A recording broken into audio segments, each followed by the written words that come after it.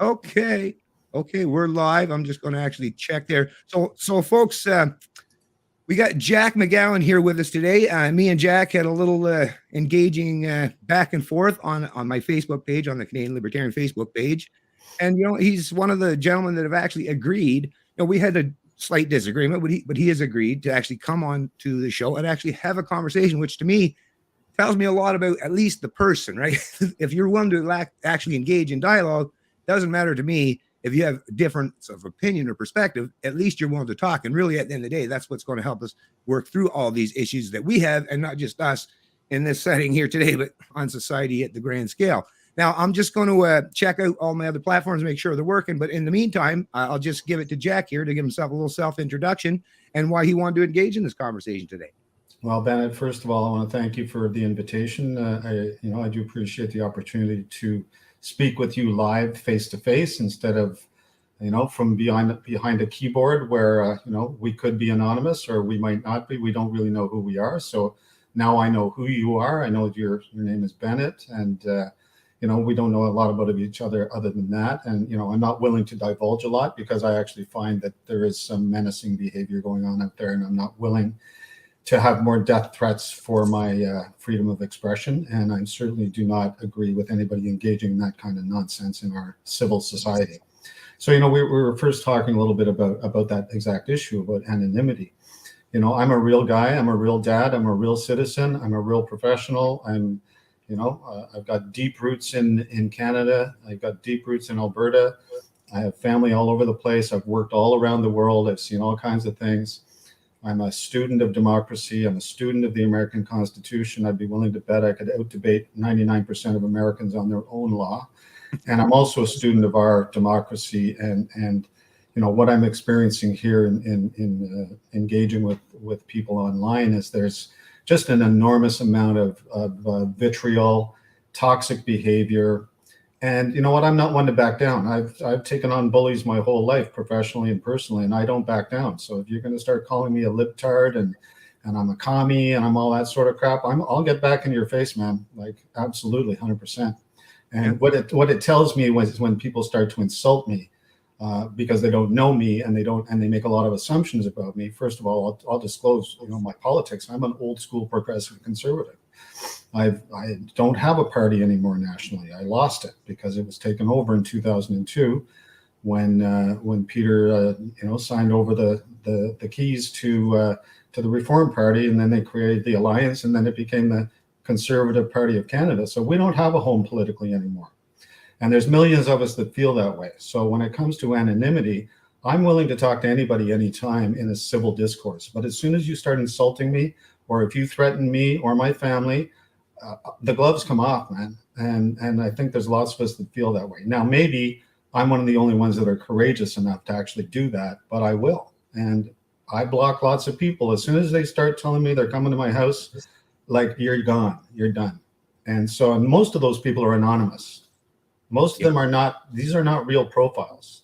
When you're going to look at their profiles, they're basically a picture of somebody and no friends and no posts and no nothing. So like, why bother? If you don't have something to say and you don't have the courage of your convictions, stay off social media.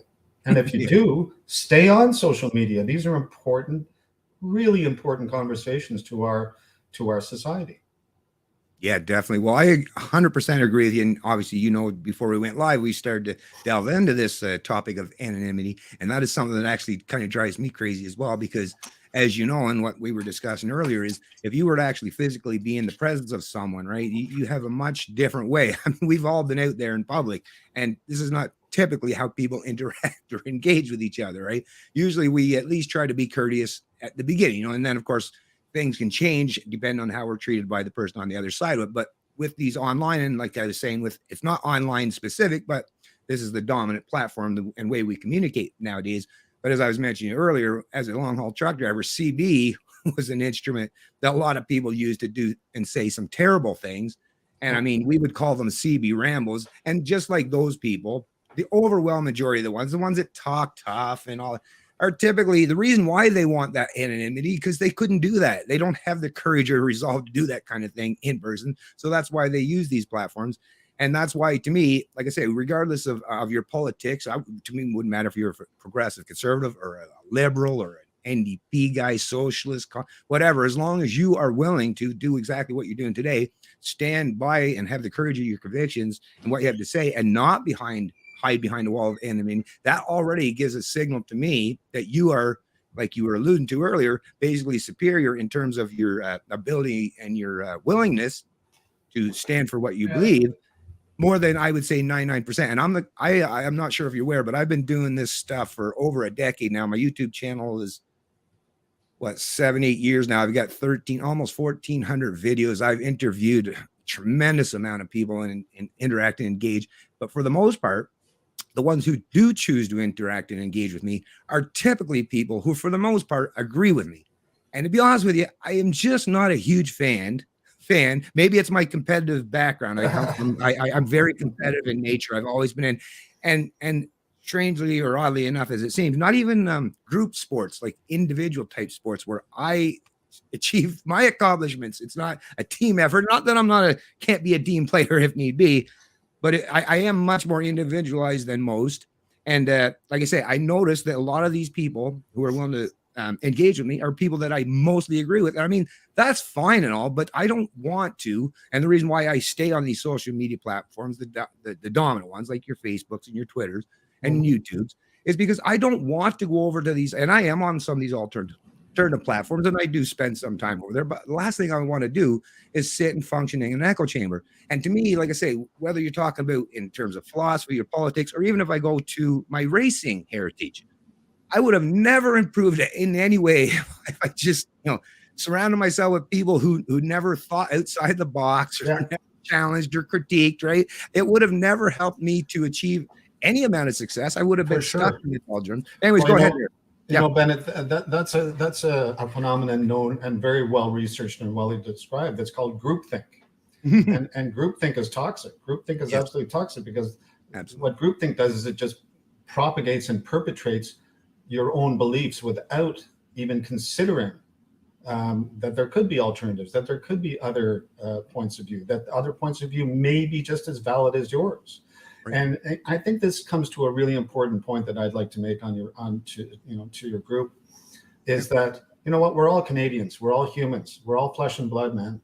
We're all brothers and sisters at the end of the day, right? And we can be civilized, and we can have absolutely educated discussions. We can share information, we can share ideas, but we're never going to get anywhere if we get entrenched in our own BS, right? If we're just convinced that we're right all the time, and if we're not willing to admit when we're wrong. Like I rarely on social media have had anybody admit to me, you know what, Jack, you've got a great argument. You're an educated guy. You understand what you're talking about. You're a smart cat.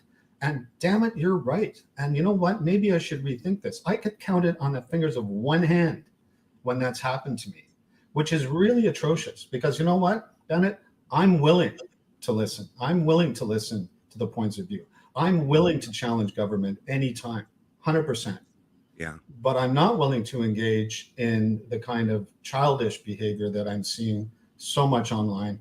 And, I'll make it very, very, very open to you. I'm really object to the conduct of these convoys and Rolling Thunder and all these groups, because 99% of the people out there may be wonderful human beings, flesh and blood, just like me, with their beliefs. They're barking up the wrong tree. It's groupthink. They're only convincing themselves. They're not convincing me that we should be making changes based on their complaints. There is a great document and a great law in our great land called the Charter of Rights and Freedoms. And the Charter of Rights and Freedoms is not there to protect individuals from themselves. It's there to protect you from government. That's what our Constitution is. It's the same as the United States. We the people, it's the same concept. Why this was set up was to make sure that government overreach could be contained, that there was vehicles, there was remedies, there's legal ways that you can address this. The way you don't address it is by jumping in trucks, honking your horns, blockading cities, in some cases harassing citizens. And maybe that's just a few of you. But what happens is you get labeled with that. You get labeled with the bad actors, and then your voice is not heard. Yeah, that's correct. And That's your voice is collective guilt, though, important. right? That's It is. collective guilt. I don't believe in collective guilt. Just like you don't support groupthink, I sure don't support collective guilt. I am not guilty for anything that I haven't done personally. You know, if someone, just like now, if you're talking about someone in Ottawa, or if you're one of these First Nation people that say that, you know, apparently someone in my past somewhere did something terrible to someone that they know or their ancestors, and therefore in 2022, I'm guilty of something. That's Other. such an, that's an amazing point, Bennett. It is such an important point. And I think it in many ways, that is one of the fundamental issues that we have here, is getting to that tarring everybody with one brush. That, as soon as if we have one bad actor, everybody's a bad actor. But you know how I explain this? I'll just give you a simple analogy. Say you and I are in a room with 8 other people. So there's 10 of us in the room, right? Yeah. And one of them starts waving a Nazi flag and saying they think they should kill the Jews. And none of us says anything, and none of us speaks out, and nobody opposes it. You have 10 Nazis in the room, is what you've got. Because now you've got people that are tacitly, silently in agreement. They're not in opposition. And that's what's wrong with our society. Well, no, because you'd have to expand and elaborate on that. See that I like to get a little bit below the surface of something like that. So if someone was just standing in a room, they weren't armed, they didn't have any means or ability to, what were they going to do? Kill? What were they supposed to do? Kill? If somebody is saying that they are sympathizers with the Nazi movement, that they think Jews should be killed, the Jews are the root of all evil. And I'm not Jewish. I'm not religious at all. I don't really care. But if somebody's propagating hate speech, and that is hate speech, and that's under the Criminal Code of Canada. I'm not making this up. This is a fact. Right. Yes. If somebody starts doing that, and if you don't speak out against it, you're actually complicit. Now, see, hate speech, as far as I'm concerned, doesn't exist. Yes, it does in Canada.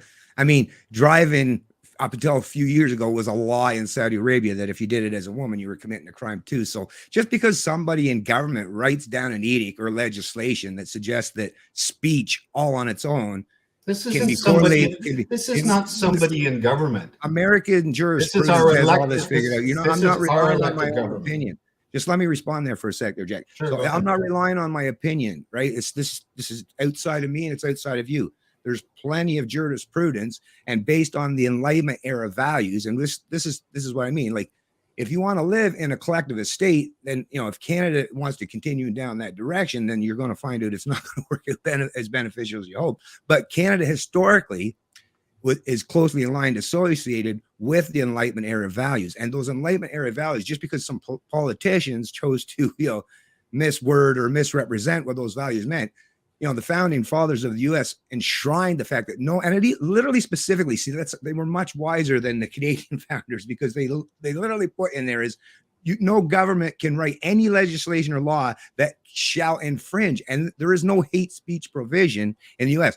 And based on the jurisprudence down there, it has to lead. There has to be actual credible proof where those words themselves can actually and will actually ultimately lead to genuine violence. Someone standing on the street corner or in a room, as you suggested, with 9 other people, acting irate and saying some really crazy thing, but yet they're just standing in a room with someone, like I say. I mean, there's mentally disturbed people I've seen downtown in Toronto that says some really, really crazy stuff, right? But I don't take them seriously. That's the thing. And until I see that there's an actual imminent threat to my life or anyone else's life, that's where, to me, and that's where I'm obviously a free speech absolutist. So let me challenge you back on that. Yeah, for sure. Sure, the First Amendment does state that no government should make any law that will infringe on the rights of freedom of speech, right? I mean, I think that's the exact wording of it, or close to it. So fine. But and of the press and all that stuff. But basically, yes. Right. So that's the First Amendment rights that are enshrined in the Constitution. And that was part of the Bill of Rights that was enacted in 1794, which is 250-year-old law. Fine. We're good with that.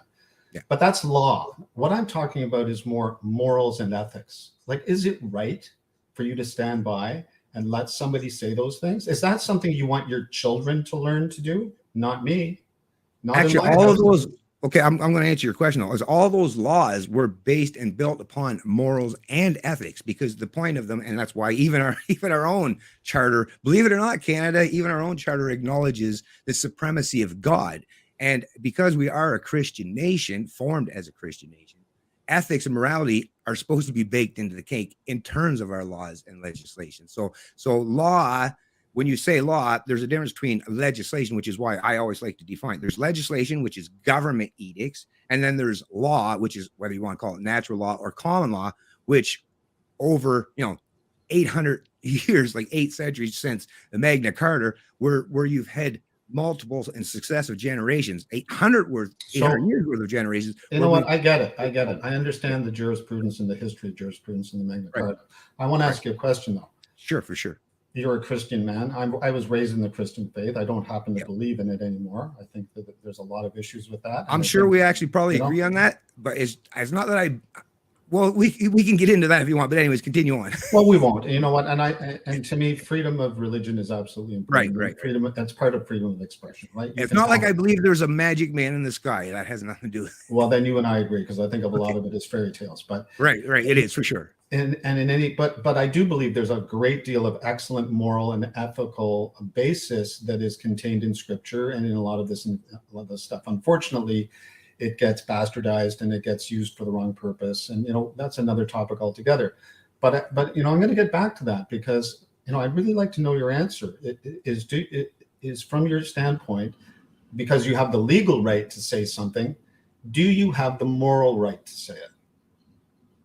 I'm not sure what you mean. Do I have the moral? Do you have the moral right to say, I want to kill the Jews?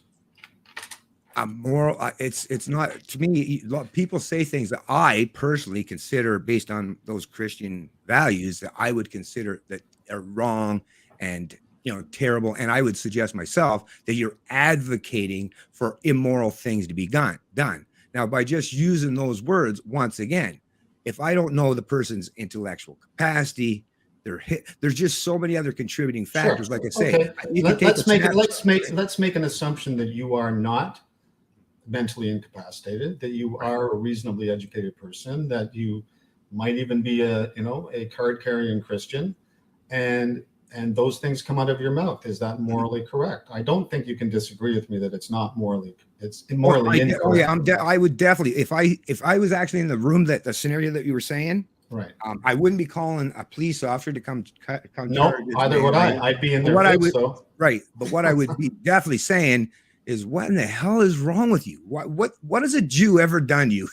Show me where they touched you, right? No, but I would probably make the person look like an idiot, a fool, for saying such ridiculous things. Because of course, once again, I'm 100% against collective guilt. And I just want to actually emphasize. I love that point. I think that's a great point. Wonderful point. So I just want to express too, in terms of the supremacy of God. So when we're talking about whether you're talking about the American Constitution or the Canadian Bill of Rights, when you're talking about God, now if you're not a religious man like yourself and you want to be more atheistic, and once again, to me, religion are just grand meta narratives, grand stories to kind of give us humans a way to cohabitate and exist with each other relatively peaceful. And as we've seen, yes, it's been used for bad things as well.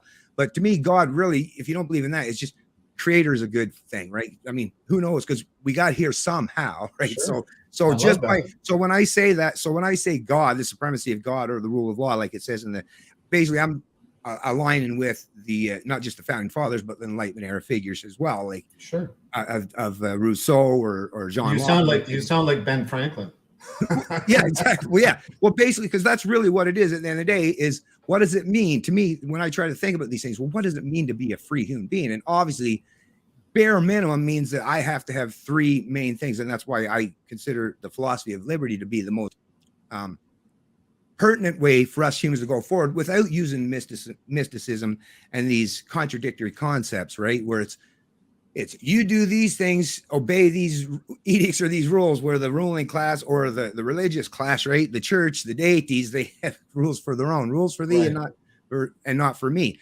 But when it comes to, like I say, these morals and ethics, I am completely on board with you in terms of what they would do. The problem is when you're even bringing up that subject matter, and this is great that we're talking about this, because when I think about the whole thing with the Jews, and this is something we've all been, whether you learned it through someone, through your education, maybe in history somewhere, or you just watch a lot of documentaries. However, you come to know this information in terms of the Holocaust and Jews, that all happened under, and these were at the time would have been considered advanced developed Western nations, right? And they all happened under this over umbrella, this ideology of collectivism, where you can sacrifice individuals for the concept of the greater good. Because basically, Hitler was doing the same thing. And because we humans have that natural tribal tendency, because right down there in our monkey brains, right? It's right there. Amygdala, absolutely. Yeah, it's right there. We can't, we're trying to get rid of it, but so far not. Maybe in another 10,000 years. I imagine we will get there eventually. Well, whether it's here or on Mars or somewhere else. if we haven't destroyed this planet first, I don't know. But but like I say, so that happened, and so many Canadians today. One thing I want to point out is, like I say, no matter which side of the, what team you want to play on, is what we are seeing today is a lot of this groupthink, as you say, whether you're talking about the far left or the far right, whichever back, but it's that concept of collectivism. And as someone that was raised in a religious family, I didn't really care much for the church, the organized part of the religion, but my grandmother was really, really good at not just practicing her morals and ethics, living them, but at teaching them too.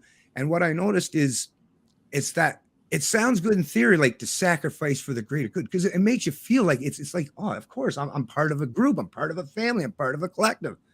But then it doesn't take long once someone points it out to you. And unfortunately, I was kind of the kind of person just looking for more knowledge, and you hear from people like Ayn Rand or others, and you talk about the concept of altruism and collectivism. Like I say, when you think about it, if you strip even just Jews out of the equation or the Nazis, it's the same kind of concept that allowed for slavery in the past, right? Absolutely. You must be the sacrificial lamb for the greater good. That's the exact story they would have been telling the slaves. Absolutely. Right? Yeah. A couple hundred years ago is, no, this is for the greater good. Right? Yeah. You want to keep everyone clothed, don't you?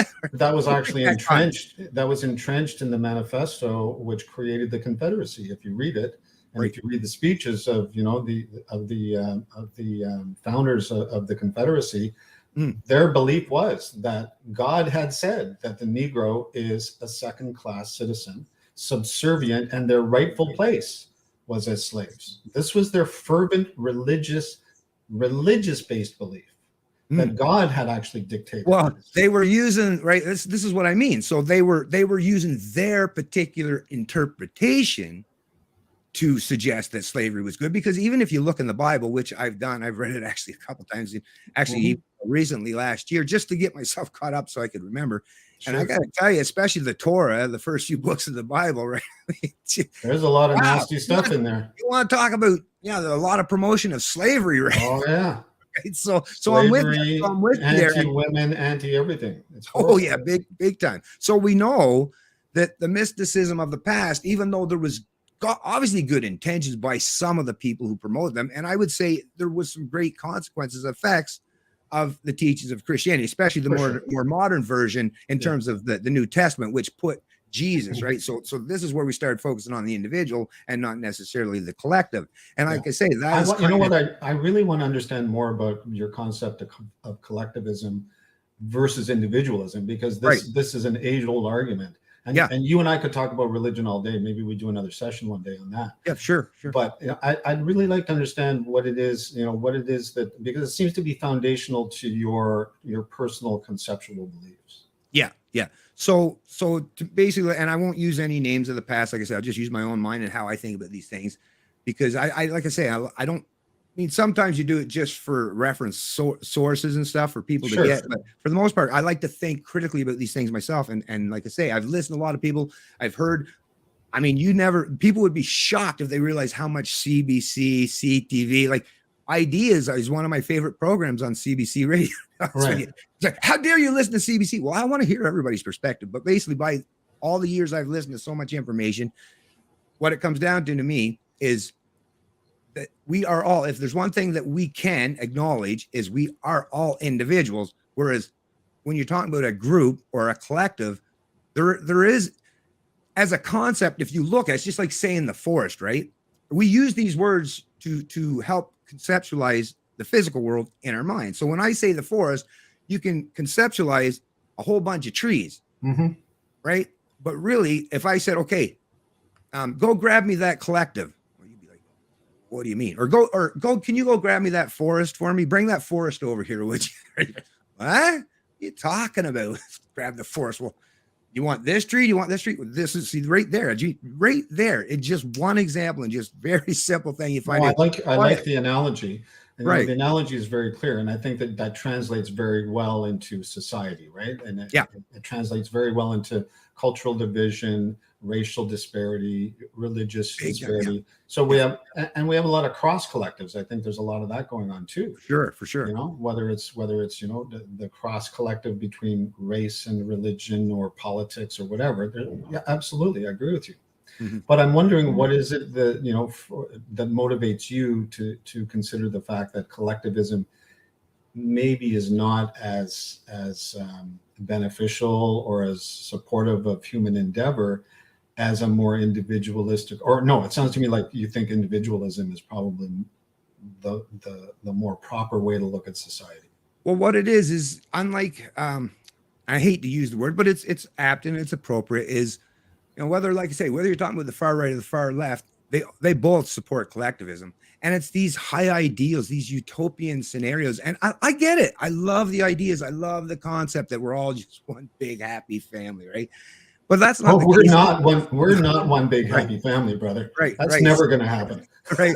So this is what I mean. So when you talk about collectivism, and like it has an actual defined meaning, that's one thing I will say, and I was actually going to bring that up at the beginning of this, is about defining our terms, right? So collectivism, you'll never find anything or anywhere where I actually get to define these terms. I go by what the actual dictionary or the encyclopedia, whatever we historically. Because this is the thing, and when I talk to people, and I try to emphasize this, is for us to be able to have an actual conversation where we actually understand what we're saying to each other, we have to understand the core root meaning of these words and terms. We need terms of reference. Exactly. We need to agree on the terms of reference. Right. Because if not, we're just talking. You might as well be talking Chinese, man, like Mandarin. I might as well be talking Italian, right? Because if you don't at least have that basis, right, to build upon, so that we at least understand what these terms are. And collectivism is basically to place the collective, the group, as superior or supreme to the individual. And once again, because we recognize, or anyone that sits down and thinks about this concept, even just barely under the surface level, you realize there is no greater good. Each individual has their own concept of what they believe the greater good. Hitler had his own concept of the greater good. Stalin had his concept of the greater good. Mother Teresa. Right, exactly. Yes, all these institutions, right, these collectives have sought, and it works really good for them, because they're appealing to a very, very basic core part of our brain, like you say, the monkey part of our brain. The problem is we went through, well, not us particular as individuals, but our people from our heritage or history for generations thought so deeply about these things and realized we have to place the individual at the center, right? That has to be the most supreme. Even religious institutions did that, like I say, with Jesus. But the point was, and I hear some people who don't quite understand what we libertarians are pointing out. They think that, or even objectivists, so we libertarians agree tremendously with objectivists in terms of the importance of the individual. The problem is it sounds like, oh, you're just selfish, right? But in reality, even that very word selfish.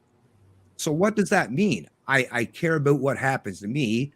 I place me, my life, my goals as a priority over others. Well, if I don't, right, what's the flip side of that? Well, I'm placing everyone else, and that's what altruism is, right? That's what the collectivism, that's what that ideology, it promotes altruism, which is to place everyone else as superior to you. Well, that, once again, just like we were talking before we even went live here, that's basically a slave-like psychology. That is slave psychology. That is, you would tell, like, that's what you would have told a slave, is you have to sacrifice yourself for, once again, my concept of the greater good. And most of the people that get to determine what that greater good are the ones that have gained control of power in terms of authority of the government, right? So And what we know, once again, back to define the term, since we know that government is basically a monopoly of force or violence, right? That we're supposedly grant, right? That's the other thing. That is, on its own is a false pretense that we somehow grant an authority to this thing called government, which is basically impossible, right? So if I don't have the right, Well, you know what, I'm going to disagree with you there, but I'll come back to that when I go rebut. go ahead, and I'll finish my thought. Actually, if Well, you no, want I want to hear you finish your thought, but I'm oh, going to okay, challenge okay, you on yep. that point. Okay, so in this, I've heard multiple people talk about this stuff, and I just come up with my own formulation to help kind of people work through this in the mind. Because once again, because I do have that mathematics based, like I say, building my engines, I can't rely on mysticism. It's just I have to rely on actual objective fundamentals. Yeah, if that spark is not firing right, forget it. Right. So to me, it's okay. We've taught, just like the mysticism of religion, they had good ideas, no doubt. The underlying ideas of some of the religion probably had some great moral teachings and leanings in ways they were trying to educate the masses at the time. Just like now with government, the problem is the minute you've placed this entity, so whether it's the church or the state, if the minute you've given an entity, which is, once again, what is the government? There is no such thing as government. When I say, okay, go get me that government, there is nothing. Government is just people, and those people are all individuals. So what it is you're granting some individuals in your society, or at least pretending to be able to grant these people authorities that you don't even have. So if I don't have the authority, I don't have no personal authority. I can't go to my neighbor and say, hey, I want 20% of your paycheck, and you just got to give it to me. That's just, but don't worry, I'm gonna do it for good purpose. I'll even give you back a portion of it. I'll do this, but I don't have the right to force that person into a contract by saying, you have to give it to me, right? That I don't have that authority. If I said that to my neighbor, he would be like, freaking mad, right? Just like if I want to tell them how to live and how to do things in life, right? I don't have the authority to go over and tell my neighbor, oh, you're not allowed to do this, or you're not allowed to be gay, or you're not allowed, I don't get to tell these people how to live. So how do I, by going, maybe every 4 years or whatever, however many times it happens, if you have a minority government, could have more than that, but how do I get to grant an authority that I don't personally possess, right? I don't have that authority. Well, how do I get to, just by magically checking a box, right, picking somebody's name on a ballot, how do I get to delegate an authority that I don't have to them? Magic doesn't exist. And statism is the most modern religion. What it is most people, because most of us, and I too, I'm guilty of it, folks. I was a statist as a kid. I was brought up in the same institutions and education centers that we all were, taught the same stuff, right? But government has substituted Christianity and is now, right, at the core of our society in terms of where we're supposed to get our morals and ethics, which is such a terrible. At least one thing I always say is I would choose, as much as I'm not a fan of, putting my life in the hands of a mystical entity in the clouds, but at least if it's that abstract mystical entity in the clouds, there's no judges or anyone that can come and say that person, those words that were written or whatever, can be completely wiped out and written with another one. Whereas the state gives the ability that you have these politicians where they can change the laws, the rules, the edicts at any time. And we're supposed to pretend that they have some authority to do that, right? So, I hear what you're saying, but I think you've oversimplified it. And I think one of the challenges that I'm having with what you're saying is that it sounds very binary. So, you're a mathematical guy. It sounds 0 or 1. There's only 2 choices here. Mm-hmm. And what the way I look at the world in every issue is there's a matrix. There's a spectrum. There's always a spectrum. Like you can be a complete narcissistic jerk, or you can be, 50% narcissistic jerk. You could be 50% holy or 100% holy. Like there's no black or white here. So when I look at collectivism versus individualism, to me, there's a spectrum there, and there's a utility for both of these concepts depending on the situation. You have to consider the circumstances, I think, before we start judging whether a collectivist approach. And I'll just give you an example. You're from a racing background. I'm assuming you race cars or motorcycles or whatever, right? All of the above. Yeah, and you had a team to do that. So your team was your collective. You had a pit boss. You had mechanics. You had gophers putting on the tires for you. You had a sponsor. You probably had mechanics back at the shop. Everybody knew their role. Everybody was still an individual, but who made the decisions? You did, because you owned the car and you were the driver, right? That's not individualism. That's collectivism. You were running a collective for a purpose, for a common purpose. Sure, No. you were. Those individuals are there by their own choice. I'll bring up the actual definition so that we don't have to like be confused about, because collectivism, it's an ideology. No, you're just a collective. Now, if you're just talking about a collective, a group, right, or a tribe, that's totally different, right? But when collectivism is actually an ideology, but that's what government is. Government is a collective to get things done. Right, it's a conduit to get things performed, to make sure that things are done. And yes, there's no doubt. And so I gave you a whole bunch of time there. Give me a minute here. Yeah, for sure. So when you talk about ideology permeating into government, in some ways that is necessary. In some, not in. And you know what? I don't agree with everything the government does. God forbid. I'm a conscientious objector to a great deal that they do. I don't believe we have efficient government. I've done professional work for the government on many occasions, and I've seen behind the curtain to see what's going on. I don't believe it's an efficient way to get most things done. I think there's a lot of flaws here, and I think there's a lot of flaws in the decision making. But when we look at our system of government, the way that we've set it up, we have the legislative, the executive, and the judicial branches. These are checks and balances, right? These are checks and balances. So the executive cannot just go out and do whatever they want. It has to be usually ratified by the legislative, which is the collective politically, right? Where we go every 4 years, like you say, and vote, or 2 years, or whatever it is. And then we vote for who we think should be representing us. The big flaw there is, and I think I support a lot of what you're saying here, is that the freedom of an individual choice, unfortunately, doesn't apply to most things that are what I'm going to call public works, right? Public works do not, individual choices just don't apply at that point. Then you have to go with majority rules, basically. Or if the majority rules just completely flies in the face of your moral and ethical background, you fight against that. And there's examples of that in history, right? Where the majority was examples right now in Ottawa. Well, I don't think there's a majority in Ottawa. I think it's a very small minority. No, majority. Yeah, there's a minority of people who, like I say, they disagree. And the trucker convoy was the same way. They said, yeah, government has no authority to take away my license just because I won't do a medical procedure that they demand of me, right?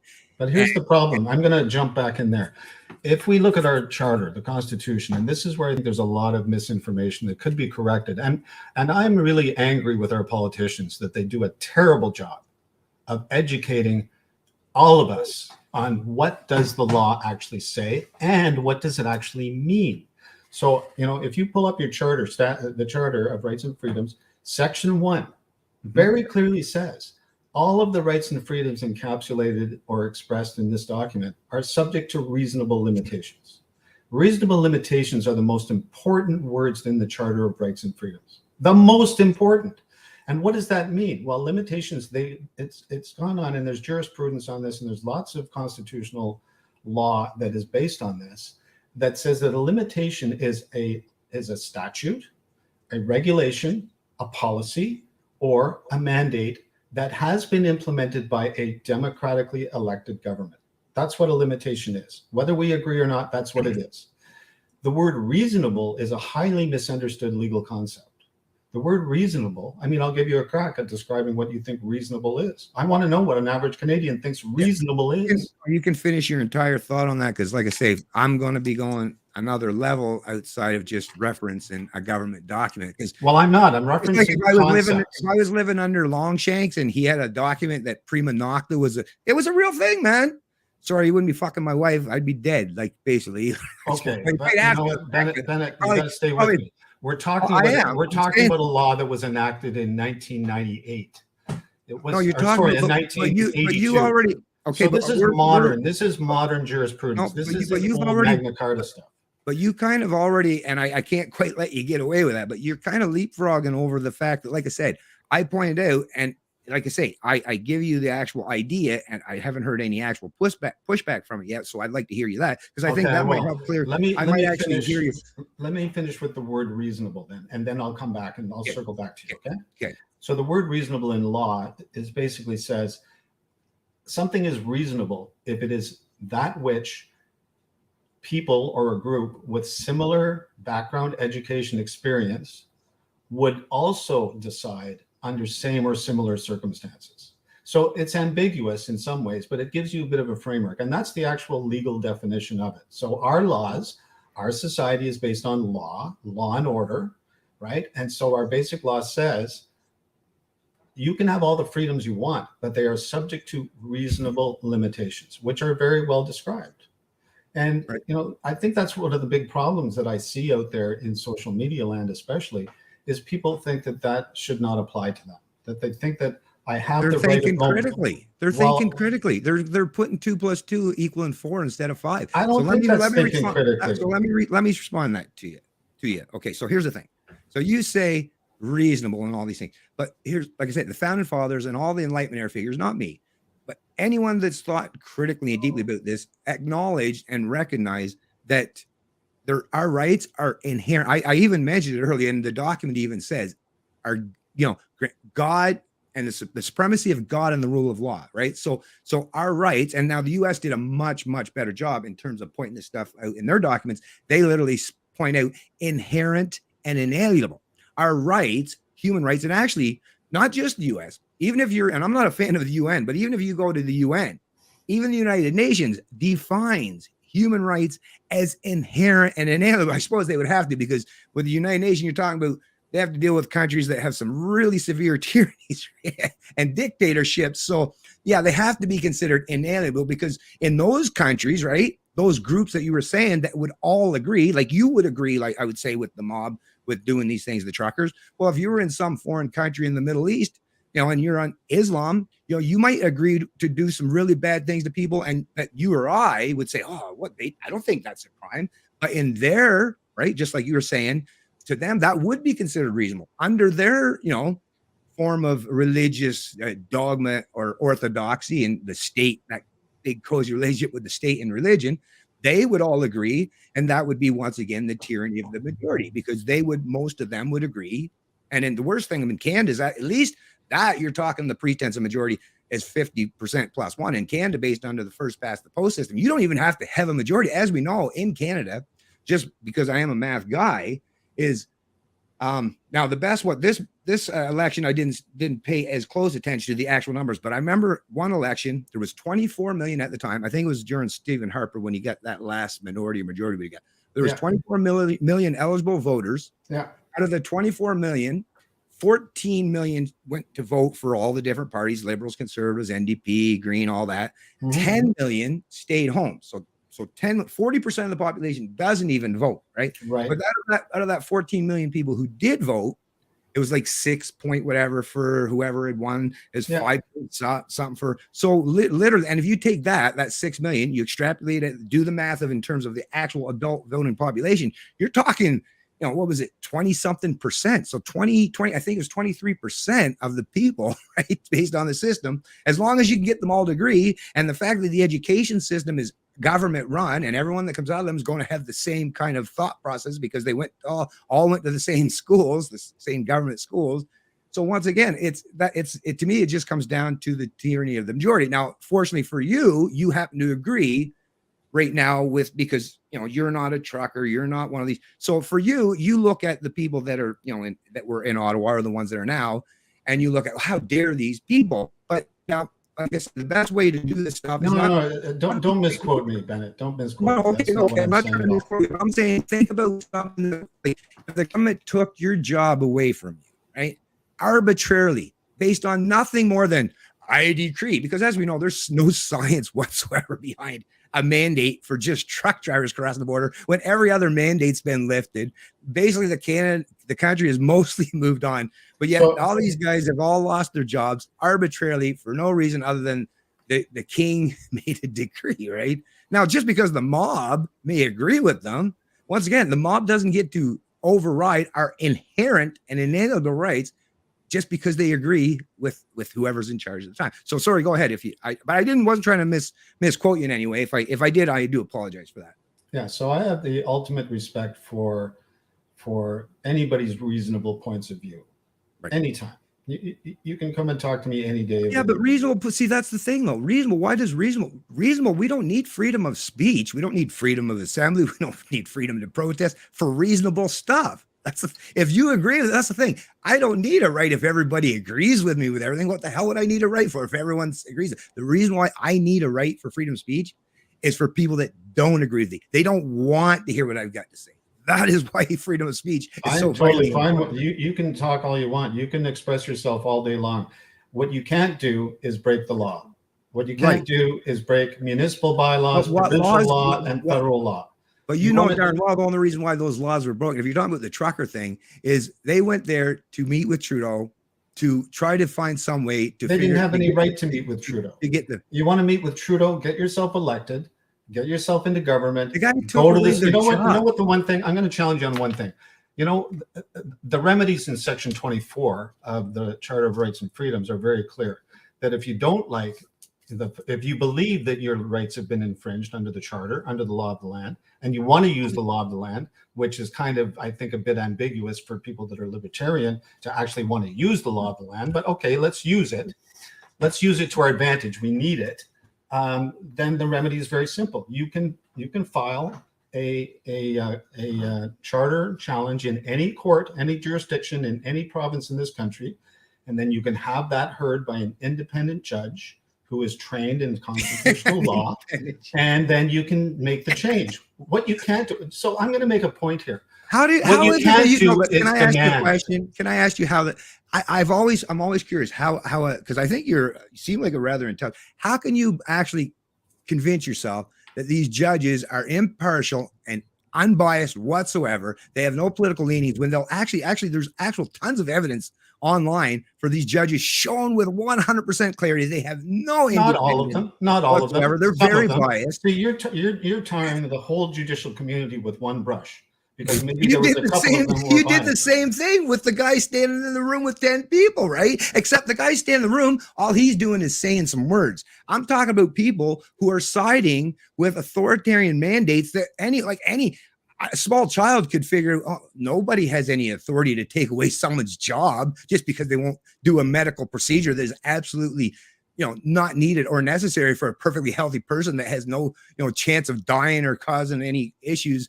And we all know about how the vaccinated can spread the virus.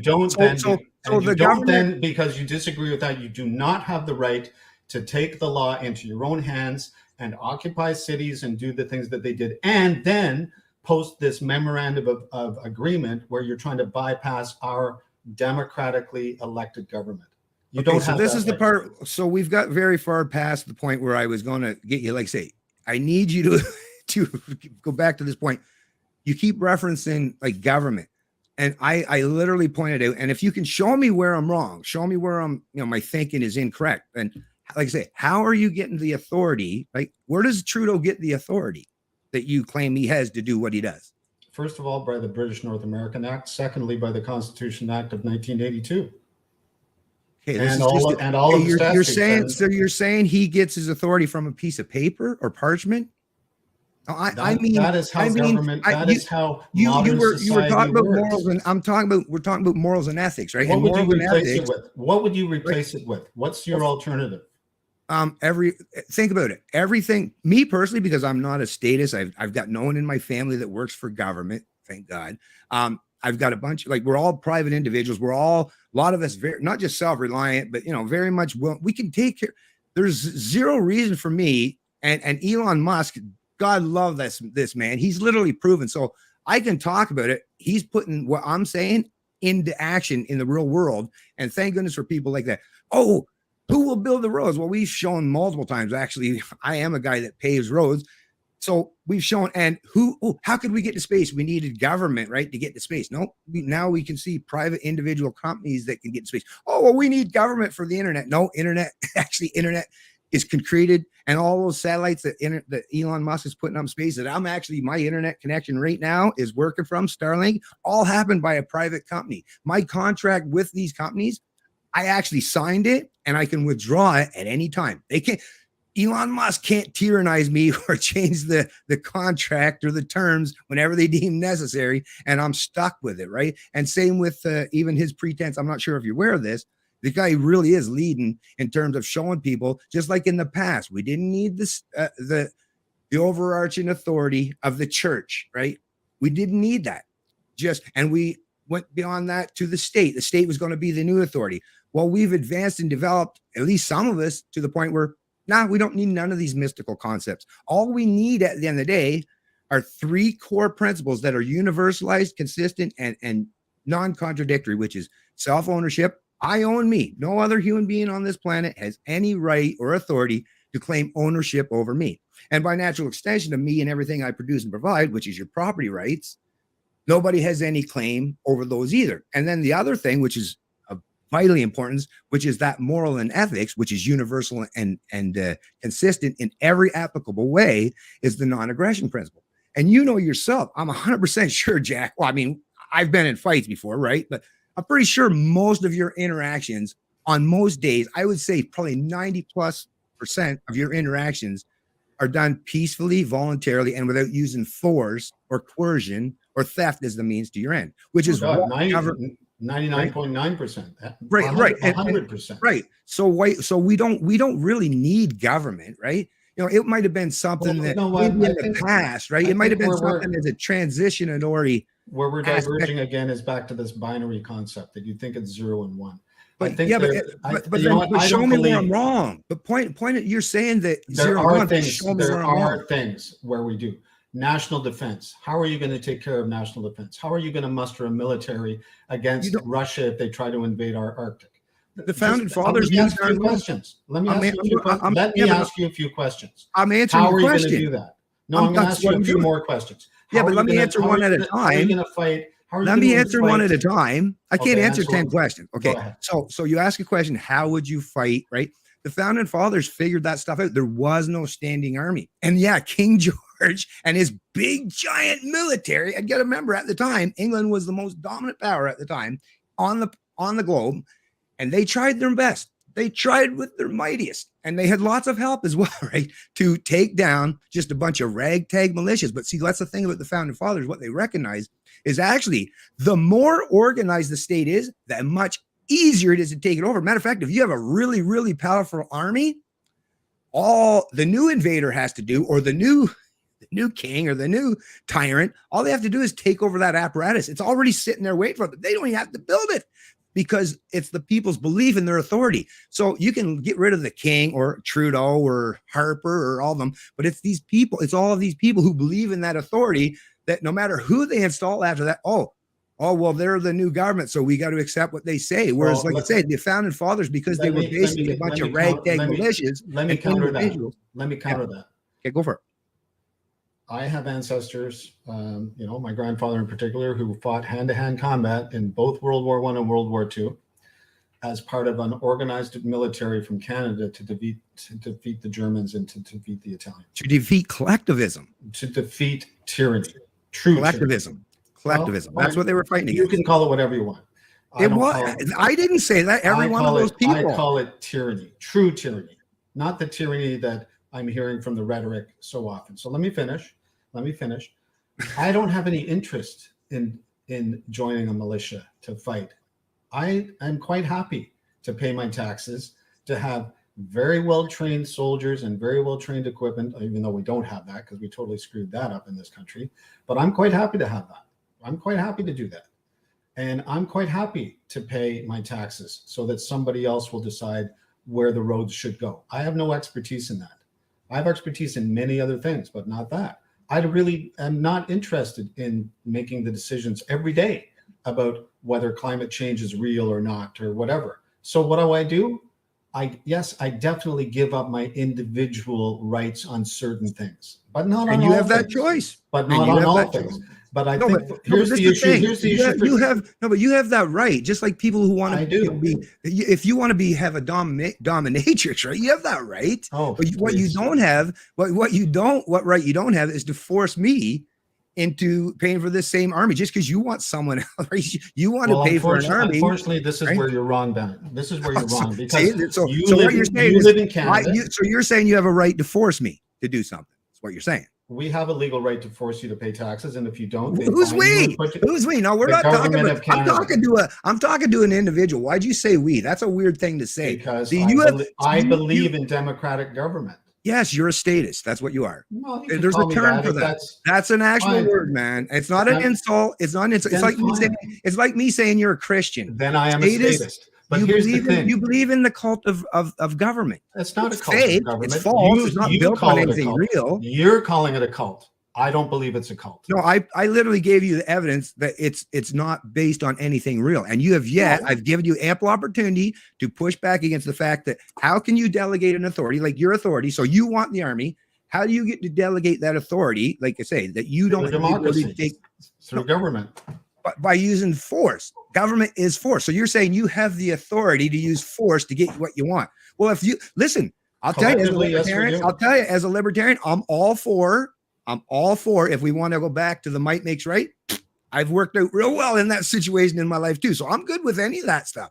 What libertarians are actually doing is I'm a man that could be a really, really dangerous individual. But what I'm going to do is I'll restrain those things that I'm capable of doing because I'm the one that actually wants to live in a civilized society. I don't want my neighbors to perceive of me as a threat who's constantly going to use force or violence or theft as a means to an end, except I won't do it myself. I'll get someone else to do it for me, right? That to me, like I say, the reason why most people in my community, in my society, and my family have tremendous amount of respect for me is because I don't seek to use force as a means to an end. Well, now, you might agree that that's a good thing to do, but like I say, this is the. But then maybe those fighters that you're not a fan of, maybe they agree with you on that, right? Okay, so you think that force is a good means to an end. Well, maybe they agree with you. I think under certain circumstances it does, not under all. And I'll give you an example. But you don't get to make that determination. So the bikers shouldn't make that determination individually. So let me ask you a question. Yeah. In your community, say that you had, a group of individuals that were clearly, motivated by crime. They were out raping your kids. They were out causing mayhem. You're going to take it into your own hands and be vigilantes, or maybe we should have an organized police force and a criminal code that and then people that are prosecuted, and then they have the rights to defend themselves, and they have the rights to a bail hearing, and they have the rights to be incarcerated for a reasonable amount of time. No. It's always such a funny thing when I hear people say where you start a scenario where there's no background, there's no context, there's no nuance. There's just all of a sudden these people that are just starting to rape my kids. Well, where the hell did they come from? Where do these people come from? Because I'll tell you, I've met those kind of people that do those kinds of things. Most of them are behind bars. Almost without an exception, they're also statists. They're also the kind of people who believe in using force as a means to their end. Whereas people who aren't statists, people who like to interact and deal with each other voluntarily, right, on a voluntary basis, we don't use. So that's why I have a lot less enemies. I have a lot less times I have to worry about looking over my shoulders, is because people that know me know that I don't typically prefer to use force as a means to end. But at the same time, they also know that if I have to use it for defensive purposes, I'm coming hard. Right? Well, they know that about me too. I can tell you. Oh, this ain't a chest pumping thing. I'm just saying. It is. You know what? I've told people, I've been threatened recently online. I'm like, bring it. Yeah. Bring it, I mean, that's just foolishness. I mean, go for ahead. people to fight over. I really don't care. Like, you're a bunch of cowards. You want to menace me? I agree with you. Listen, as soon as somebody starts. Yeah, go ahead. Can I just finish? Because for sure. I don't know how much time we've got. Oh, don't worry. We got all day, man. Well, I don't. I've got to pay my taxes, man. All right. Sucks to be you. So let me just ask you a question, though, because I think this might be getting close to the end of this conversation, but I would welcome another one with you anytime. I'm enjoying our discussion. Me too, actually. Like I say, because at least one thing I really like is I can see that you're passionate about your stance. And, that's a good thing.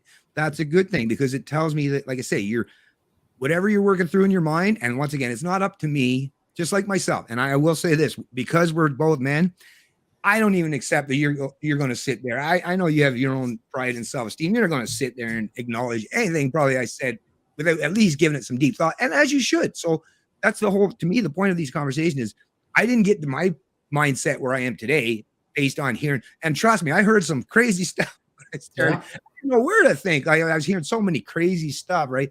And then it took me years actually to weed out, oh, okay, these people, they don't have the right intentions, which is why, I don't know if you're familiar with this with me, I get attacked just as much by the far right, right, as I do by the far left. And Oh, I bet you do, because the far right is not libertarian.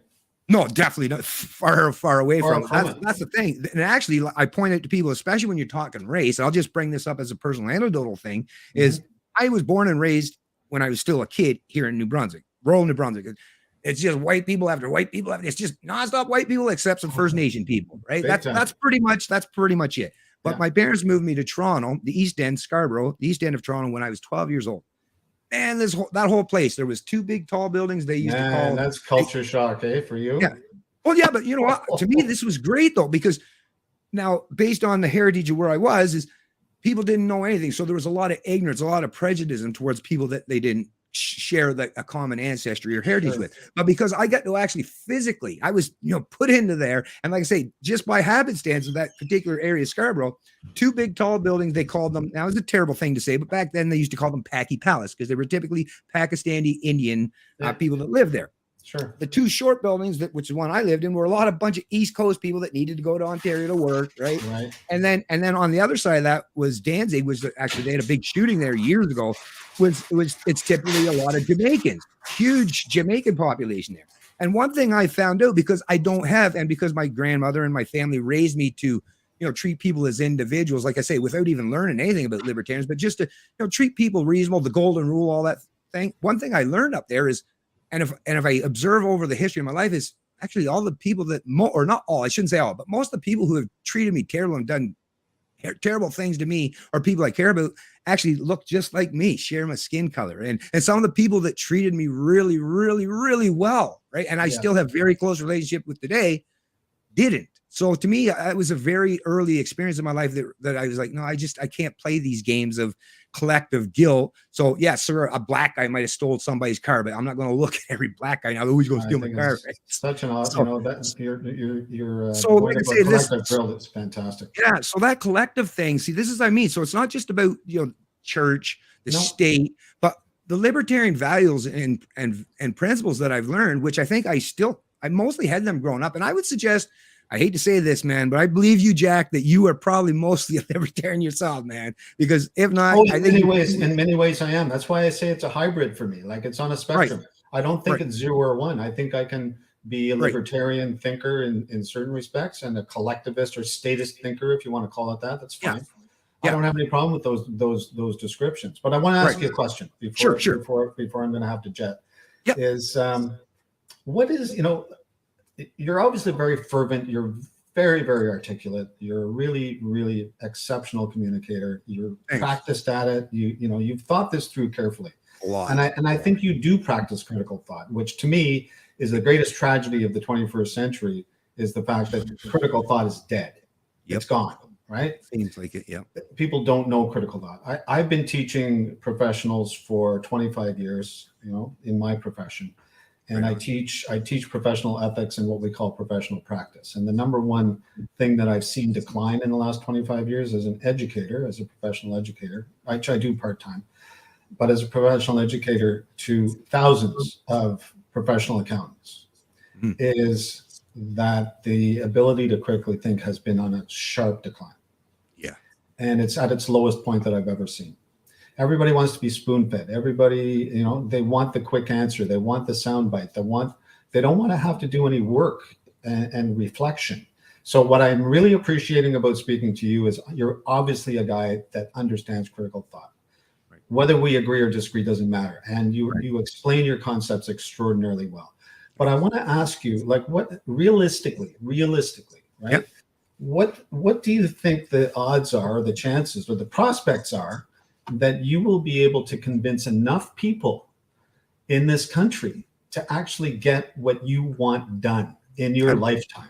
That's a great question. No, actually, that's an awesome question, Jack. And you know what? Before I even answer that, is in terms of the status thing, listen, as a libertarian, a philosophical libertarian, there's minarchist libertarians, which leave the state, the belief in the state, as the night watchman, right? And once again, as much as I'll disagree with them in terms of the actual underlines of the consistency of my mind, because clarity of mind gives clarity of thought. So to me, it's like I just can't make contradictions in my head where you allow some people to have this authority that no one else has.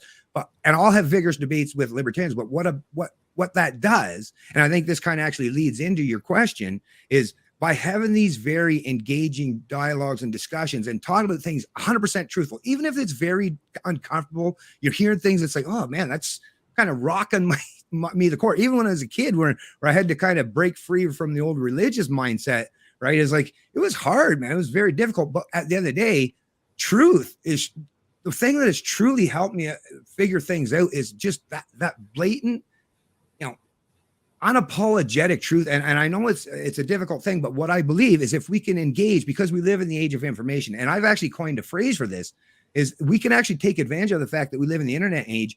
And I've called it Enlightenment Era 2.0. And I think that's what we're doing right now. It's just that because we're actually involved in it, right? A couple hundred years from now, they'll say, oh, look at these guys.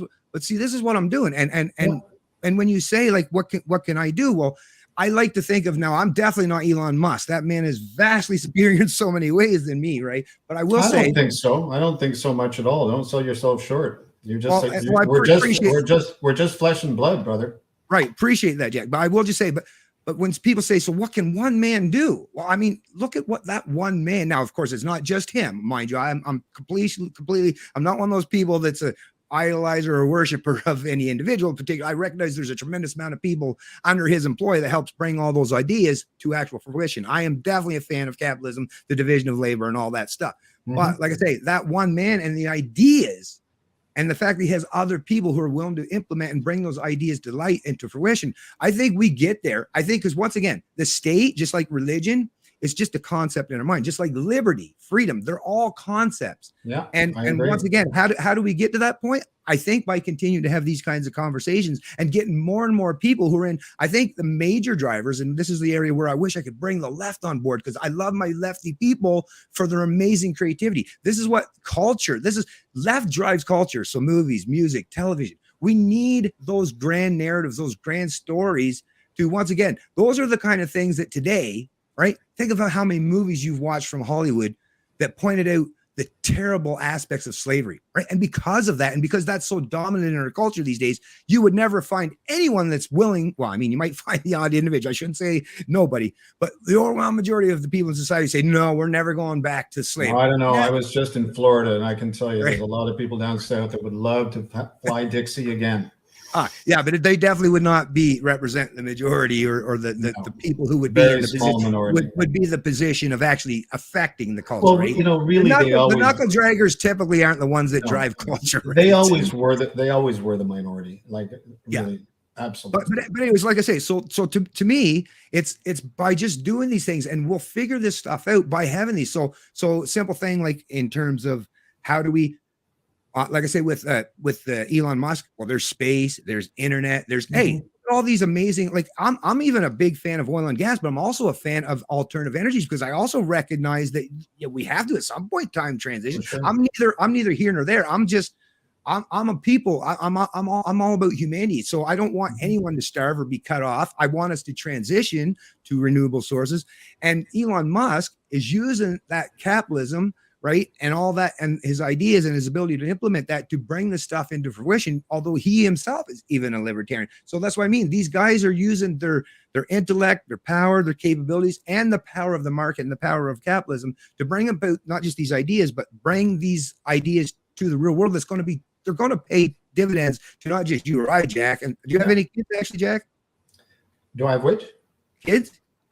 I have 3 kids, yeah. Oh, wonderful. So yeah, and I have 2 sons myself. So the things that these guys are doing, and these leaders of liberty that I recognize who are doing the things that governments aren't doing, is they're helping to bring us. So if we can contribute in any way, if me and you, Jack, having this conversation, and maybe some of the Canadians that are watching us, maybe I can entice maybe some other people to engage with me, because once again, I don't know who I'm talking about. Jack, you could be one of the guys that I spark something in you, and you use that and you do something that might benefit the rest of us tremendously. And if that helps just by sheer fact of having a conversation, and I might have sparked something inside of you or vice versa, then like I say, that's all the better. And because we're actually willing to engage in dialogue, right? Sorry.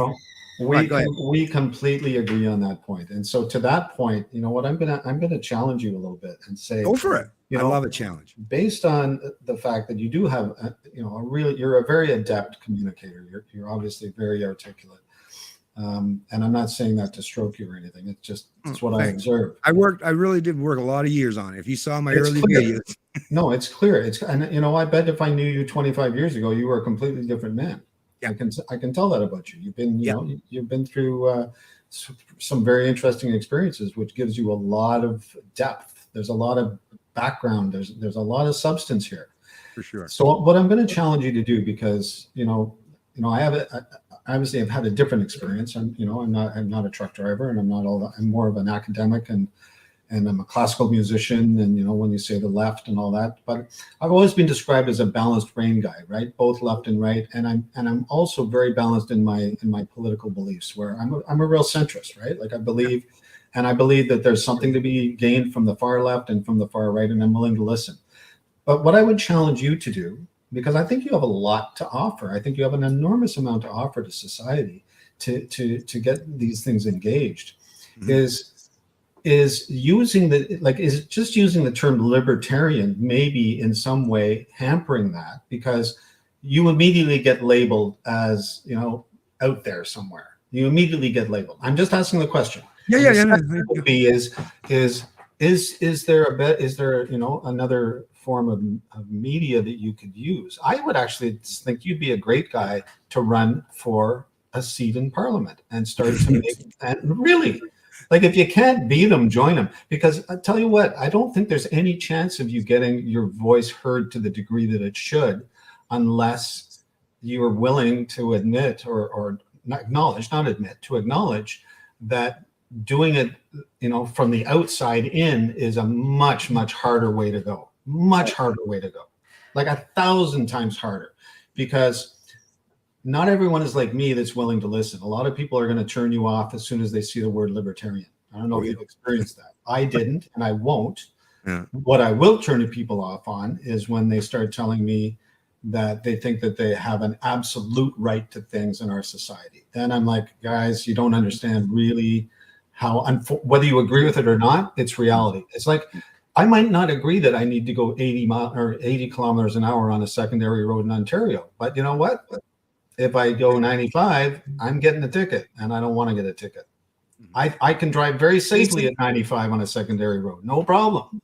But there's certain limitations that we have to put on things. So anyway, I would just challenge to that. Is libertarianism, is that hampering your message? And secondly, is there really a better or another way that you could get your message out? Because I think it's very valuable what you're doing. Yeah, those are actually great questions, and I actually thought about them tremendously myself, and especially the first one in terms of libertarian. But you know what? The problem is because I'm the kind of person that, once again, I don't try to misrepresent. Is what I think is so.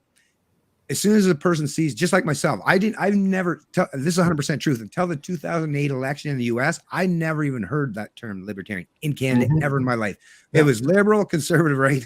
I never heard that term. Yeah. But there's a guy, Ron Paul, I'm not sure if you're familiar. He's an old guy. Oh, I know Ron Paul very well. Okay, yeah. So he ran for, and I just he was a senator from Kentucky, I think. And he ran under the Republican ticket in both times, 2008, 2012. And he ran for president and got beat.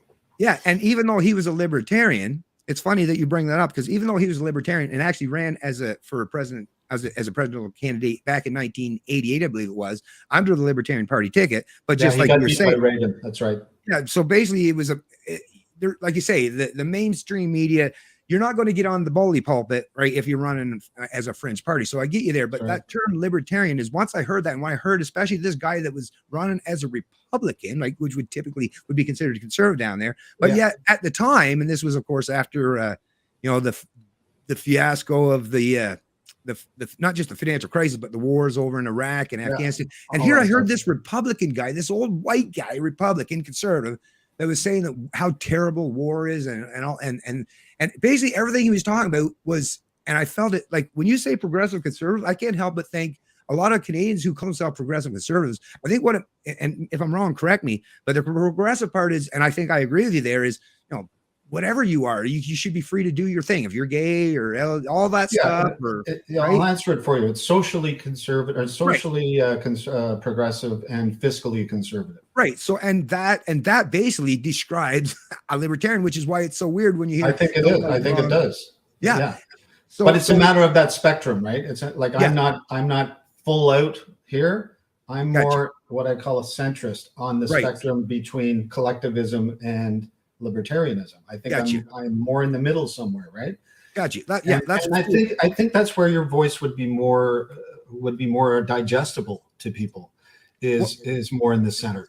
Yeah. Well, let me just finish my thought on this. So in terms of the libertarian thing, and why I've stuck with it, is because as soon as I heard about Ron Paul, and then I heard the fact that, oh, he's a libertarian, I was like, I never heard this word.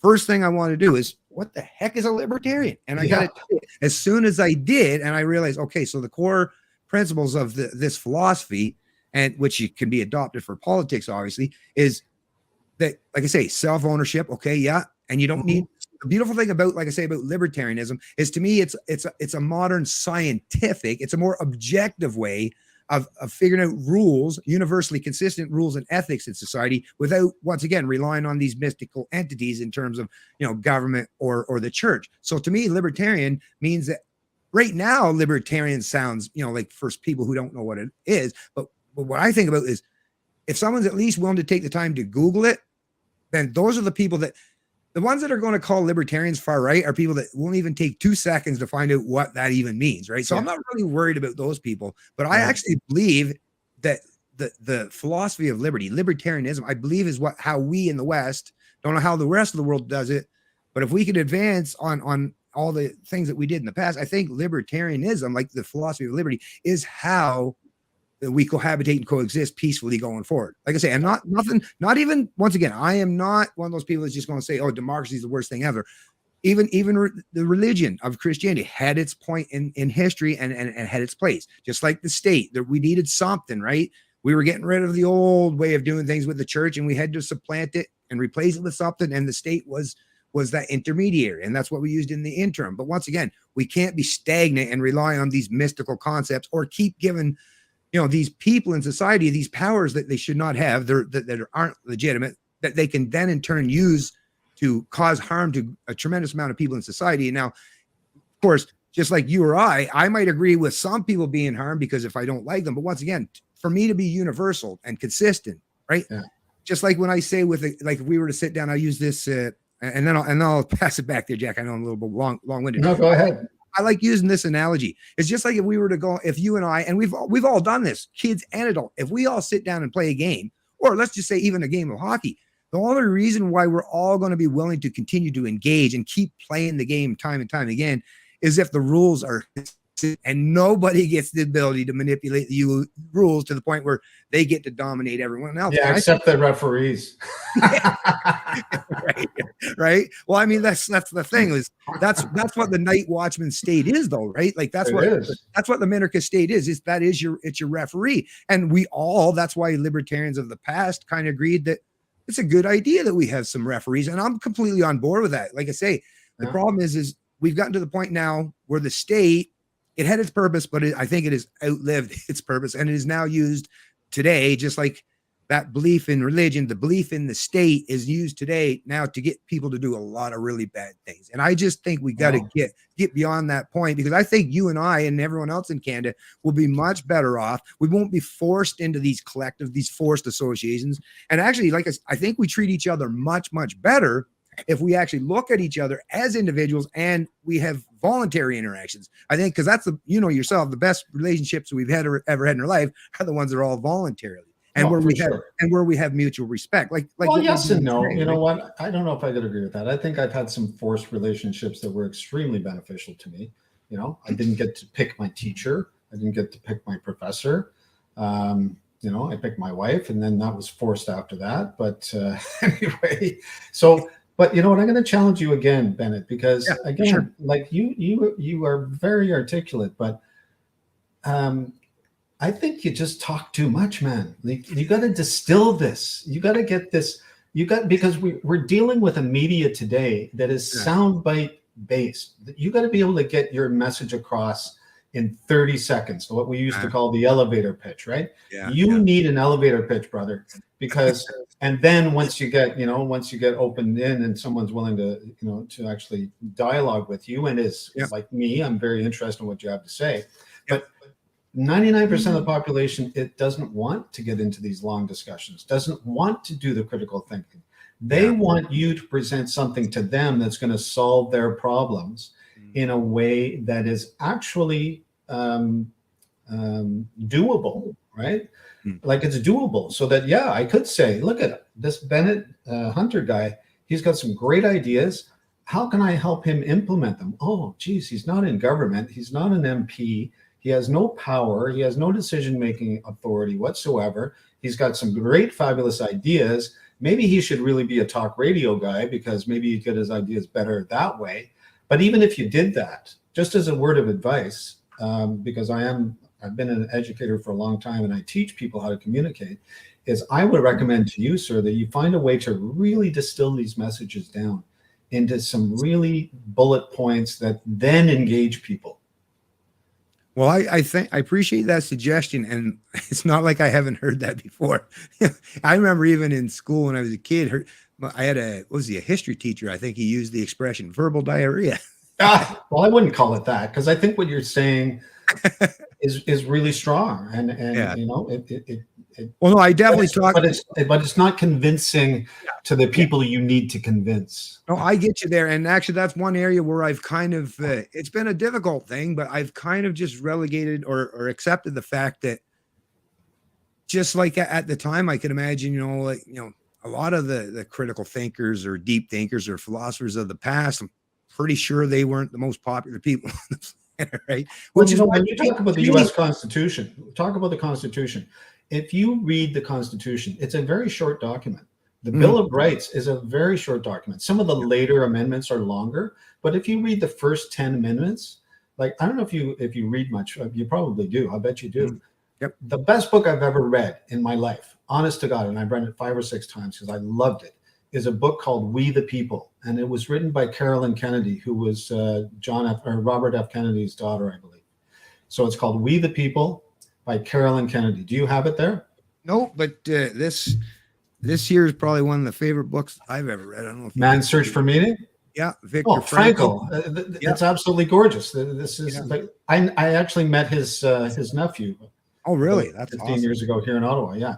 No, I believe in logotherapy, like absolutely 100%, far more than any of the other Viennese schools of psychology. Frankl's fantastic. But write this book down. You would love it. It's called We the People. And it's about the Bill of Rights, and you would love it, because what they did, what the founding fathers did, and it wasn't the founding fathers at this point. This was the Federalists, right? All the Federalists that got together to try and fix the Constitution because it wasn't done the way they wanted it. And they brought in the Bill of Rights, the first 10 amendments to the Constitution, and they really word crafted that carefully. And it's a beautifully written document. In some ways, I would agree with you. It's superior in many ways to our charter, but it's a beautifully written document. And so, you know what? I'm going to leave you with that. And I would welcome having a chat with you again anytime. And I'll watch your page and keep the trolls off of there, eh? Like, come on. No, that's the thing. Like I say, my thing is free speech. As long as they're not, like I say, what I will not allow is when someone starts targeting harassment towards someone where it's just a nonstop string of that. I will bring down. And typically, sometimes I refrain from the banning thing, because the canceling thing seems like a bad idea. Yeah, I agree. I will definitely intervene if I see someone's. But if people just say, and trust me, I get a lot of people saying some crazy stuff. But once again, if it's just people espousing, even if it's things that I disagree with, and even if you can tell that they're saying it in anger, I just also accept that I'm a fallible human being. You're a fallible. We all listen. I guarantee you, there's a snapshot for every one of us alive. You and I and everyone watching right now. If someone had a snapshot or a camera focused on us, for 24 hours a day, 7 days a week, for the entirety of our life, you could find all kinds of goods where, let me tell you, didn't present ourselves in the best way, right? There's no doubt. So Anyway, I better get going. I got stuff to do with my yeah, family, but all right. it really has been a pleasure, and I'm going to wish you the very best. And Thanks a lot, Jack. And like I say, anything you ever want to talk about or discuss again in the future, I'm always willing to, like I say, engage, because I really enjoyed this conversation. And there's definitely a lot more to talk about. I'd love to. All right. You take care, brother. Have a good one, Jack. All the best, man. Take it easy. Okay, folks. So that was a good chat. We didn't quite get to as much of the stuff, but like I said, I don't like to get, lay things on too heavy, too thick all at once. You folks, especially you folks that have been watching and paying attention to me for a while, or just as knowledgeable of this stuff as I am, is it's hard to talk to people that haven't gotten to the place where we're at, and you can't expect that either. It's impossible. I didn't get to the place where I'm at just by having one conversation with a libertarian, right? And I'm sure Jack. Well, I mean, Jack proved right there that he's at least the kind of guy. Like I say, I mean, mad amount of respect right there for the fact that the man was willing to come on and engage, and have dialogue and discussion with me about this stuff. Right now, obviously, we had to have disagreements, and we didn't rectify all of our agreements, but we don't have to, right? As long as we have the same intents and purposes to try to figure each other out and figure out how are we going to live amongst each other in society? How can we do this peacefully, right? And well, I personally, I know the state is the exact opposite of the answer, right? And I recognize not everyone has gotten to that point. We may get to that point at some point in time, but I think it's going to be a little while yet. But anyways, I just want to check into the comments and see what you folks are doing and how everyone's doing today. Let's see. Marietta Shanesi. Hello. How are you doing today? People are fighting in the courts for a reason. And it's not because they have nothing better to do with their time. Yeah. I agree with you there. Let's see. What's Dave saying here? Constitutions and charters are just a bunch of well, I mean, that's the thing, right? They sounded like good ideas, right? Like, here's the rules, right? We're going to restrain the beast. Right? This is the rules that's going to restrain the beast. And, it worked somewhat, but yeah, it didn't. Like, what's the thing? Words alone written on parchment or paper. Imagine that. Words alone written on parchment or paper just don't have the power, right? To stop, subjugation and collectivism. And of course it don't, right? And that's why I was kind of hoping to be able to get to actually emphasize with Jack when he was saying like that I should run for politics and stuff, or look for ways to expand my reach. Now, of course, you folks know I'm always looking for ways to hopefully expand my reach, but I also recognize that if I can't do it, well, maybe I can talk with someone who can, right? Or like I say, use the ideas. Like, it's not like all of my ideas are original. Like, I've helped and stood on the shoulders of geniuses in the past too, but use some of these ideas that people like myself or people like yourself that espouse. Like I say, if we could get some of these people who are, musicians, actors, people who actually, and like movies, music, and television, video, I guess YouTube, instead of television, as we move further away, but streaming services. But these things play a profound effect on our cultures. And if I'm not good at doing those things, I'm all for the division of labor. Take ideas that I come up with, or take ideas what other people come up with, and try to figure out ways to implement them to inspire people in some way. And then, of course, there's also just us as parents. What's the greatest thing that I can do to benefit society? Well, I think the greatest thing I actually did it is raise two amazing sons who themselves are libertarians, right? And a really, really good, decent human beings. That I'm contributing that way, right? So there's ways that we can all contribute. Of course, we all want our 15 minutes of fame or praise or applaud for putting in our efforts. We all want to be acknowledged for our efforts. I do, just like anyone else, but I also recognize limitations. And some parts where I got strong points, other areas where I fail miserably. So I'll leave that to other people, right? But anyways, let me just jump back into the chat here. Jack Gorgon, what's going on? Hi, Bennett. Doing research on local idiots running for mayor and council, NDP infiltrators everywhere. Really? Where's this at? Local idiots running for mayor and council, NDP infiltrators. Well, the socialists, the communists, I guess, that's their playbook, to take over. You don't destroy or conquer a modern society militarily. I mean, it can, but it's very costly and doesn't always guarantee or assure success. But if you can take it over from within, right? That's the thing. What the communists and a lot of these authoritarian collectivists have recognized and realized, which is why we're seeing what we're seeing today, right? Which is why like things like woke ideology are dominating, academia and now even in the corporate world. Oh, New Westminster, BC. Well, yeah, there would definitely be lots of the socialist NDP types on the old left coast, right? Yeah, it's a terrible thing. Beautiful place, beautiful place, beautiful place. But yeah, darn some of the people, right?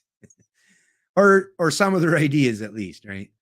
Let me see what Dave's saying here. There's always a way out of exception that allows government to violate our inherent natural rights. Just read number one of her. Yes, exactly. And I wish we had got to that point too, is, and actually I was pushing back on that is, of course the government's going to write in there like that I can, but I also listened to, was it Brian Peckford?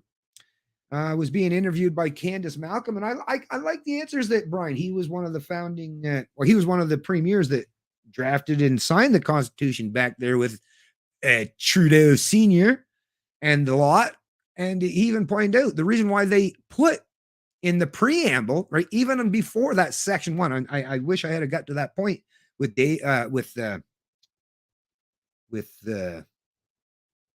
I'm having a brain fart here. But anyways, with Jack, I wanted to point out that yeah, it's even before that section 1, right? The preamble says the supremacy of God and the rule of law.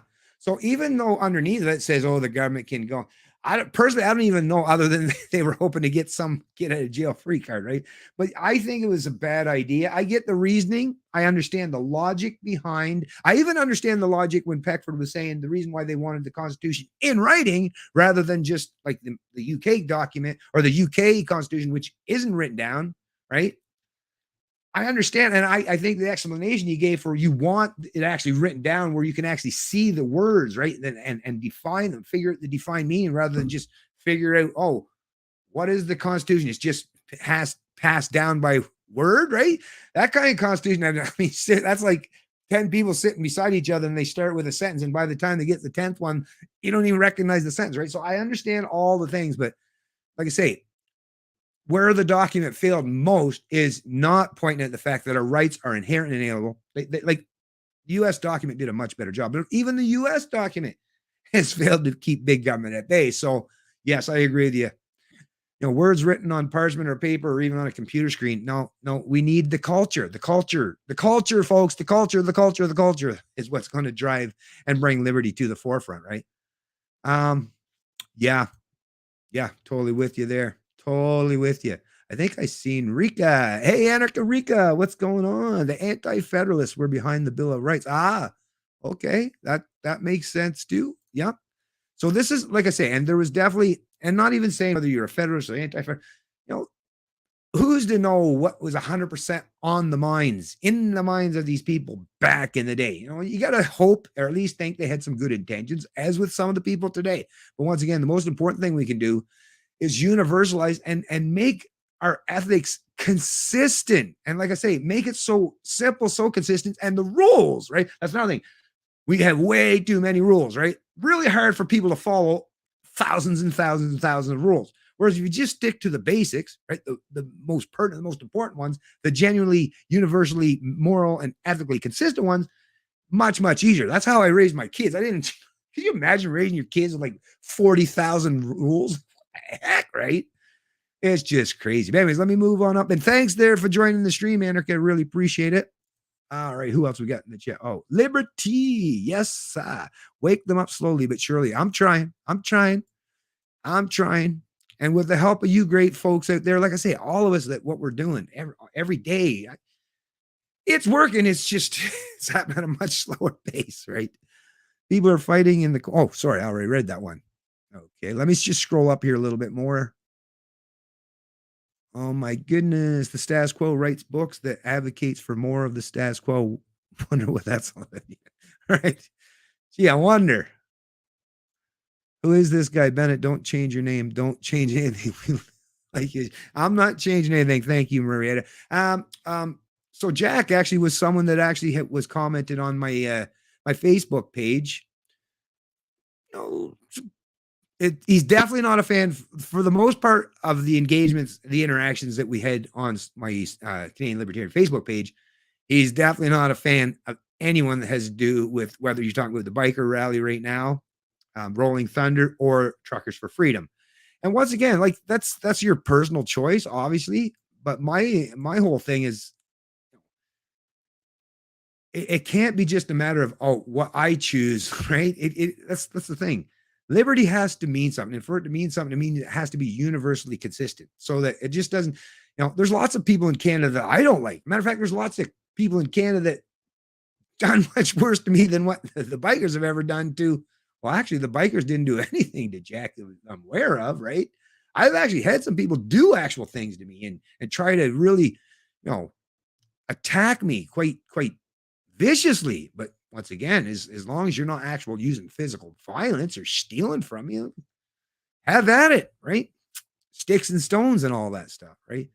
But yeah, that's where he just, and like I said, as with everyone, we were getting into some pretty vigorous, back and forth there on the old Facebook page. And as you folks know, I'm not a fan of this constant typing back and forth. You lose all nuance, right? You don't have any ability to make things more personal. So basically, I said to him, like I do with everyone, is I'll invite you on to a live stream and we can hammer this stuff out, man. And you know what?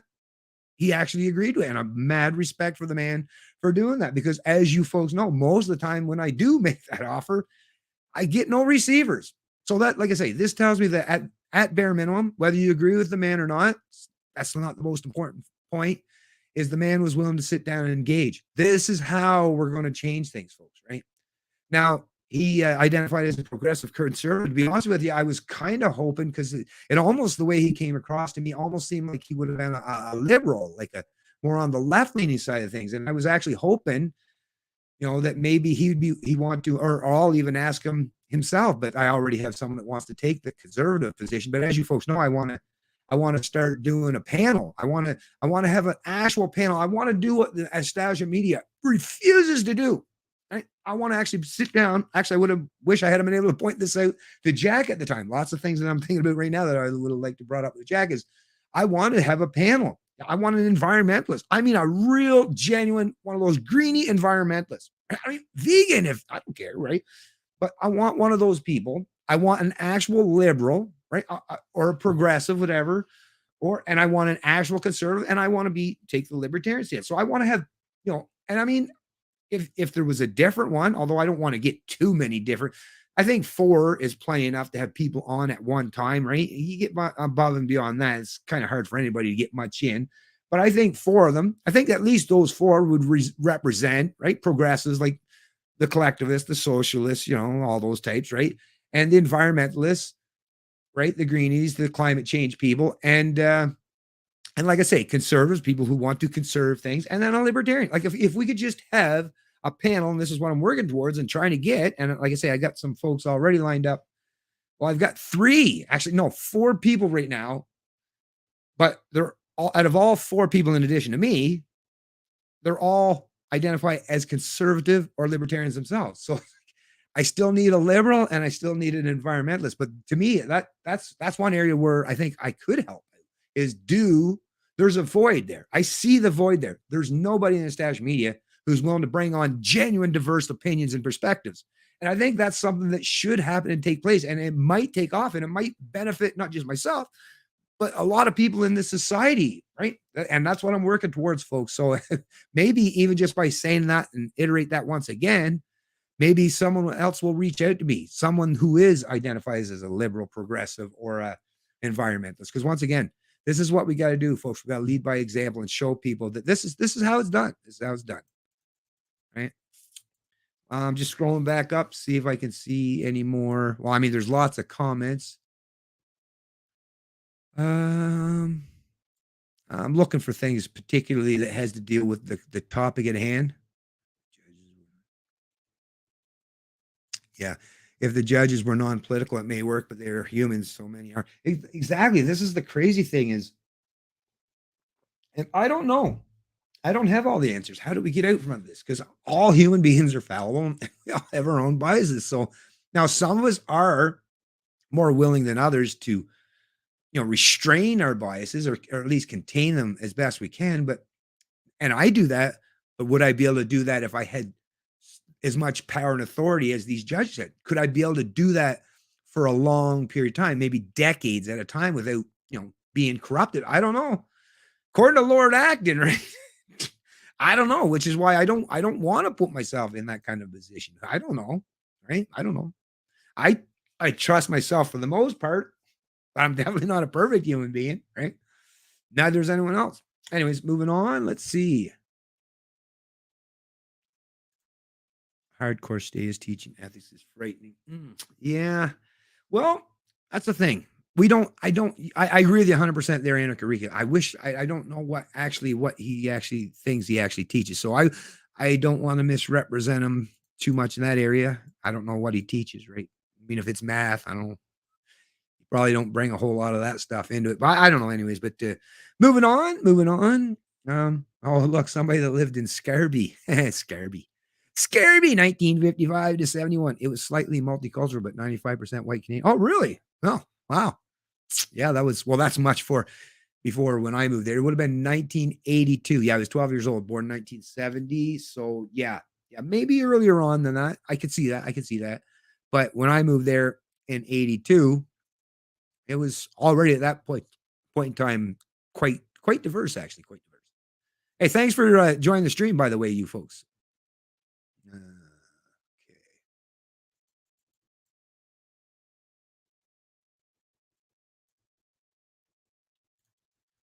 If governments treated the vet all right after their service, I might agree, but they do not. That's the thing, Well, I mean, it's got to be pretty rough for those guys, that believe that they did, right? They were fighting for freedoms and all that stuff. And then to be told, that's the thing, it's just such treachery to do that to the minds of these people, right? Oh, here, we want you to sign up to, follow our orders and do our bidding. And don't worry, you're doing it for the greater good and freedom. You're doing it for the freedoms of your fellow Canadians, right? So these people do these things. And, you can imagine some of the things that they had to do, or I guess chose to do, because at the end of the day, nobody's forcing anyone, I suppose. So what they ultimately chose to do, but they did it under the pretense of they were fighting for freedom. Only find out now that the very government, the very institutions who told them that they needed them to fight for freedoms no longer respect their freedoms or their sovereignty themselves. So yeah, it's rough. It's rough. Well, I mean, dance with the devil, right? That is the thing with being part of the state and statism. The state will sacrifice anybody at the altar, right? So no matter how loyal or obedient or benevolent you are and how much right you think you've done, well, this is the problem with collectivism. This is the problem with statism, right? As you're seeing now, not only were you sacrificial beasts in those conflicts where you were sent to fight absolute strangers that you didn't know, but now you're based on your own government. They're basically telling you that you're the enemy of the people, even here domestically. Man, that has got to be a serious mind fuck. Like it's got to be. I mean, what that does to your psychology, to your self-esteem.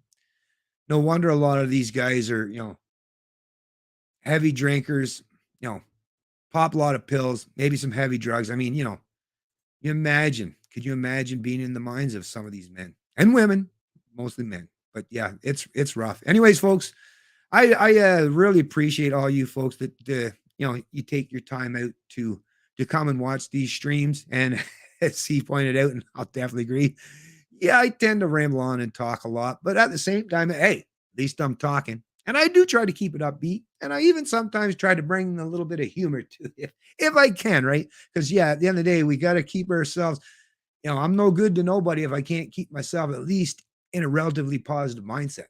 And boy, it's hard to do that some days. Fortunately, there's always another day. Well, won't be able to say that forever, but at least for now, there's going to be another day.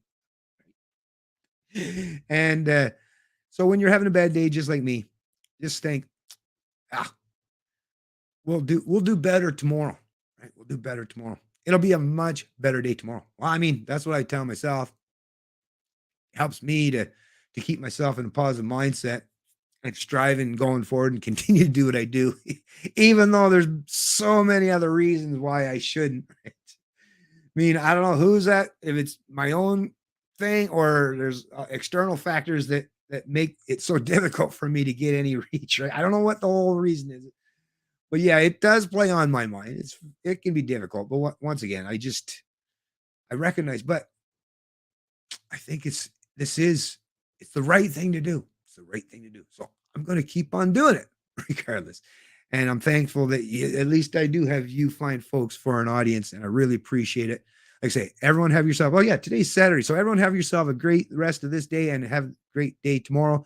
Have a great weekend, and I'm going to go do the same. Maybe go check out my son down the road there, and his girlfriend, his puppy there. That he has. Go have a little fun with some family. Maybe you folks could do the same. Have a good one. Like I say, have a great day. It's Canadian Libertarian. I love liberty.